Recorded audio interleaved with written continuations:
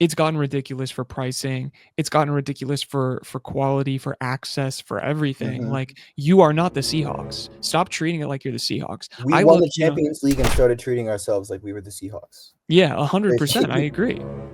I wanted to ask you guys a question since I'm so involved with like ECS, all the fan Hell culture. yeah. Would you say that the fan culture is dropping off at the football club because the team isn't doing well, or would you say that the team isn't doing well because the fan culture is starting to drop off? I think it's to do with the results on the field. Like, if this team was balling week in, week out, scoring a ton of goals and up and competing for the Shield, I think the energy in the fan base would be way different. I think the thing that's made it take a downturn is the fact that, I mean, last year its season started off really poorly and it was boring. That's the main thing. It was boring. It was boring soccer. People got a little bit disinterested, and they brought it back. To be fair, and won 60 It was a good games. run. They had a good run, but I don't think that it fully brought the vibes back. I think if you get this team playing at closer to a 2 points per game pace, winning, contending, and playing entertaining ball week in, week out, like the vibes will be better. That's what he was gonna say. For sure. I can tell he's dropping off. It's all good. Yeah, but I mean, all to what he was saying is, like, also I'm gonna say, like, the ticket prices are fucking ridiculous nowadays, right? Yeah, like, for what you're getting, and I will say, like, I know that that's something that they know, and like there is, you know, they do the free ticket thing. They're getting people in the stands. That the Houston game, dude, that was rocking. There was like a good amount of people there. Like, so many people at like the March to the Match and all that stuff that were like, "It's my first time here. Do you have a song card?" Like, it was really cool. And I think what I was gonna say, as someone who has never turned a match off early, never left a game early, only missed 3 home games since 2020. I think that it's a mix of the team starting to drop off a little bit and play more boring, but it's mostly the ownership like starting to prioritize profit over growing the fan culture in Seattle. And I think that started way before 2022. I think that probably started way even before like 2019, if we're being honest. But I think something that this club has always prided itself of is being the model for how to develop a soccer fan culture in a United States city. And now we're kind of the model for how to make money off of a soccer culture in a city. Absolutely. And like a big problem of that is because we're pricing so many people out, who gets to attend Sounders games the most? Middle class, white families. Like, I grew up in South Seattle. My dad always tells me stories about how, as a black kid in South Seattle in the 80s, he would actually get jumped for wearing Sounders stuff and called like an Oreo and all that, because he was a tall black kid. He was supposed to be playing basketball, you know, all that stuff. And you're starting to get the same dynamic in Seattle, where soccer is starting to become this like white middle class sport again. And it's frustrating as hell, as all hell, because there's this massive untapped market in Seattle of younger, multicolored, and like kids anywhere that would be super into the Sounders if they just marketed it towards them. Like the tickets for students that were 1974 was awesome. The fact that there was only 100 of them per match was criminal. Yeah, that's a little bit ridiculous. Right? Like, this team could be marketing towards poorer communities, minorities, so many more people in the city than the people that they try and aim all of their stuff towards. And like, my dad has always told me, like, the reason that I went to my first Sounders game against Celtic in 2010 was because he got a program at his school that was, if this family makes under this much money, your Sounders ticket is like half off to go to this game against Celtic. And he said he never would have remembered to make his kid a Sounders fan if that hadn't happened at his school. He never would have remembered to be like, oh shit, yeah, that's right, my kid needs to be a massive Sounders fan when he grows up. That would have never been on his mind if he didn't take me to that Celtic game. And he only got to take me to that Celtic game because his tickets were half off. But nowadays, the only opportunities we give are, oh, well, if you've never been to a match before, yeah, your ticket's free. Or, oh, if you're a student, then like, if you get on it really quick, your ticket's $20. But I feel like most of the downfall of this team's fan culture has come because we are starting to prioritize profit over fan culture. And it's very frustrating. I completely agree. I think outside of just like a marketing aspect of the whole thing, you know, it is starting to become unapproachable. And I think that you're right. Like, Major League Soccer is not on the level of any other sport that we have in this city. Like, regardless of what you want to say, like, even NHL, which is, the Kraken suck. They They suck can. and they price out everyone that's not rich, but everyone still cares about them. That's exactly Right? like Like- they can do that because the clientele, they don't get, it doesn't matter, Mhm. right? With soccer, it always has and it always will be like a sport for the sickos in America, at least the people who care, And that's right? really Like, unfortunate because it's the world's game. It's supposed to be Exactly. the sport for people who don't have shit. yeah, You know? I agree, and I think you're completely right to the point of like it's gotten ridiculous for pricing, it's gotten ridiculous for quality, for access, for everything. Mhm. Like, you are not the Seahawks. Stop treating it like you're the Seahawks. We I won look, the Champions League and started treating ourselves like we were the Seahawks. Yeah, 100%. I agree. And here's the thing. Like, we talked with Corey Hinthorn, West Seattle Junction. That's a plug, but also like I want to say because I'm a Ballard FC fan, but go on. respect.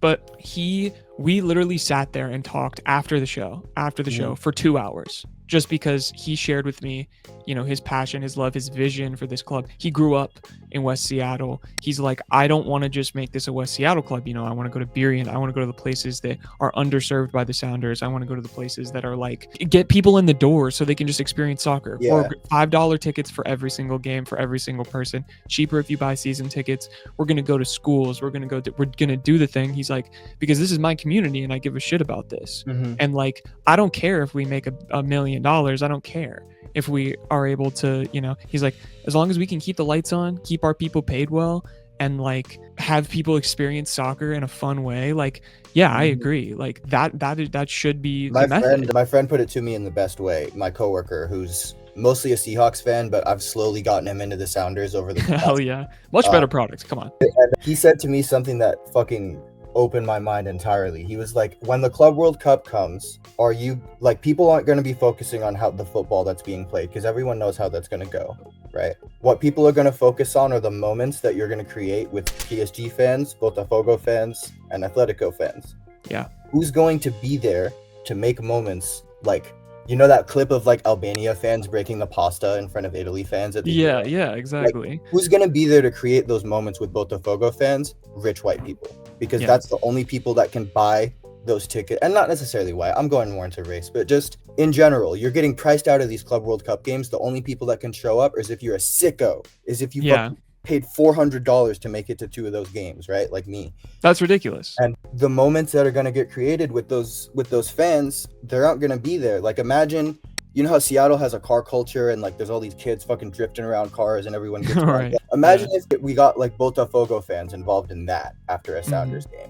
Like, the memories that you want to create through this World Cup are not going to come if you don't bring the people that actually want to, really interact with these people and make memories and be like, holy shit, like, who are you? You're from Brazil? Oh my God, that's so fucking cool.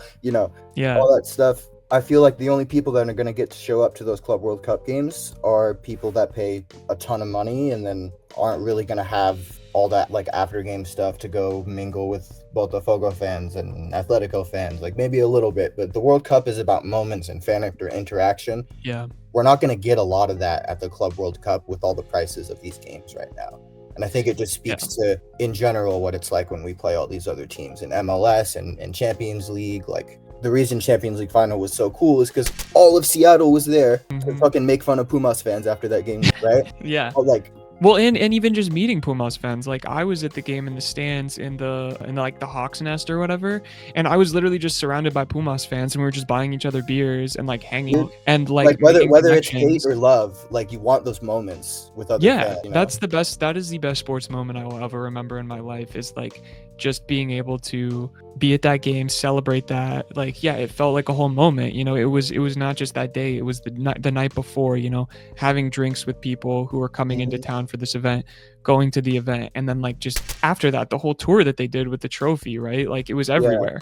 You could just go and see it. It was part of the community. Like that in the Club World Cup, but the extent to which it's going to happen is way, way, way smaller than like what it could be, what this World Cup could mean for Seattle. Because I talk about like, when the actual nations like World Cup in 26 comes to Seattle, we're getting 7 games. So that's, besides the US, because we play a group stage game, that's 13 different countries descending on the city of Seattle.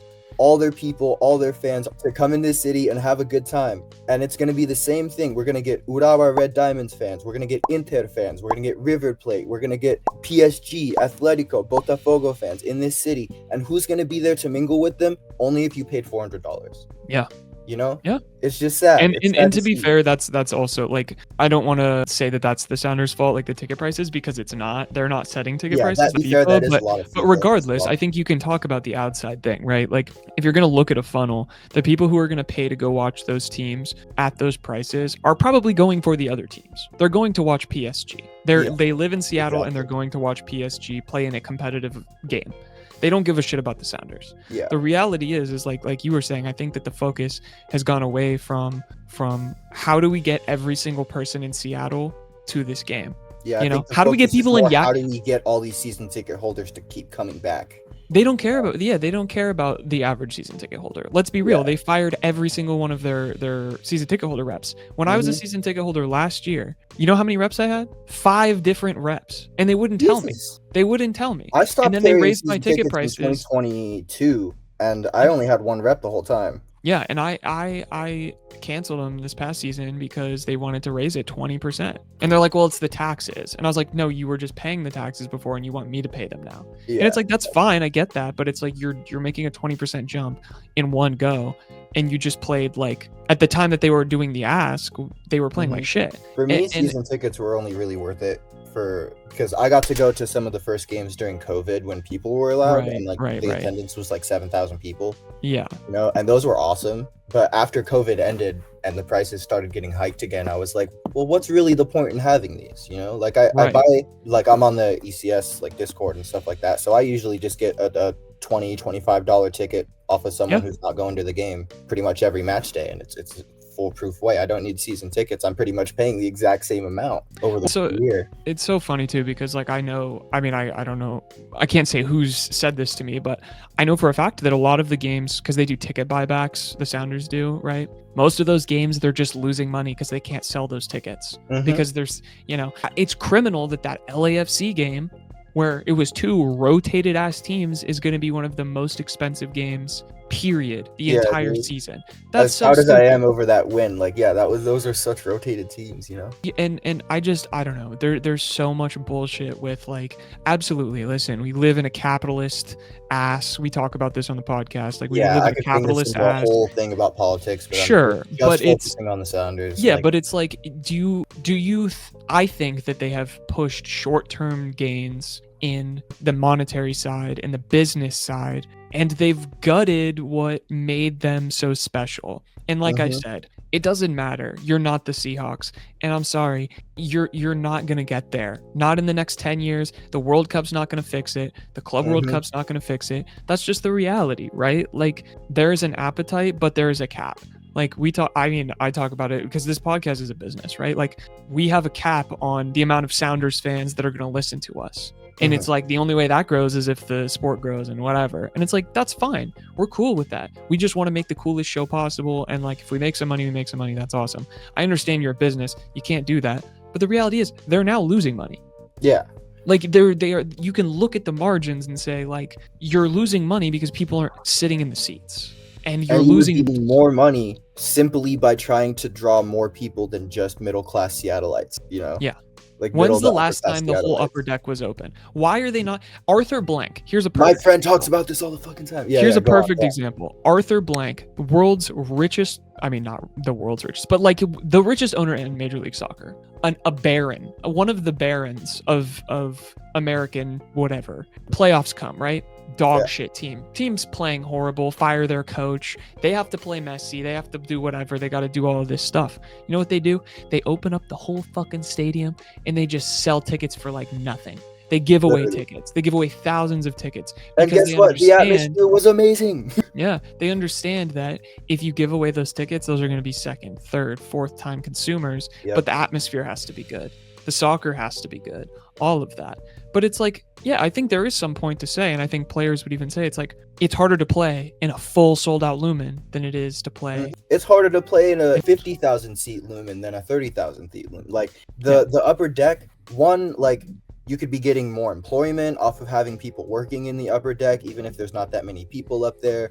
Like, you could be selling more tickets in the upper deck. At this point, I don't even care if you open the whole upper deck and it's like half full for most games. Like, Lumen Field is designed so that the sound on the upper deck and the lower deck gets reflected back on the field. But if there's no one on the upper deck, then it's just it's still a big cauldron. It's still reflecting noise back at the field, but it's nowhere near as effective as if there's people up there. I remember I heard like Pumas's coach talking about like, oh, I never thought about like the fact that this stadium is actually designed to reflect noise back at you.